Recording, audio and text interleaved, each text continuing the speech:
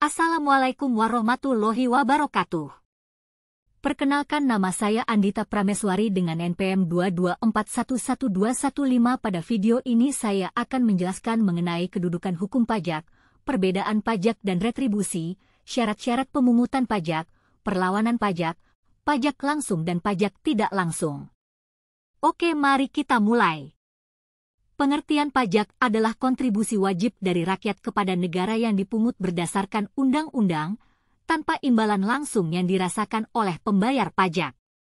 1. Kedudukan hukum pajak. Hukum pajak adalah aturan yang mengatur hubungan antara negara dan wajib pajak terkait dengan pengenaan, pengumpulan, dan pengelolaan pajak. Kedudukan hukum pajak sangat penting dalam menjaga keberlangsungan pembangunan negara karena pajak menjadi sumber utama pendapatan pemerintah untuk membiayai belanja negara. Pajak dipungut berdasarkan undang-undang yang menjamin legalitas dan keadilan dalam pelaksanaannya.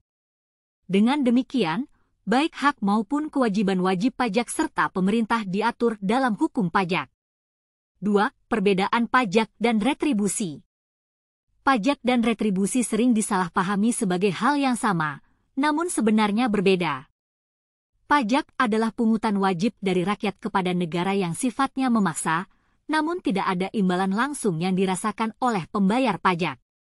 Contoh pajak: pajak penghasilan, PPh, pajak pertambahan nilai, PPN. Retribusi adalah pungutan yang dikenakan sebagai imbalan atas jasa atau fasilitas tertentu yang disediakan oleh pemerintah, dan manfaat dari pembayaran retribusi tersebut langsung dirasakan oleh pembayar. Contoh retribusi: retribusi parkir, retribusi sampah. 3. Syarat-syarat pemungutan pajak. Agar pajak dapat dipungut dengan baik, terdapat beberapa syarat pemungutan pajak yang harus dipenuhi. Keadilan: pemungutan pajak harus adil dan merata, sesuai dengan kemampuan wajib pajak.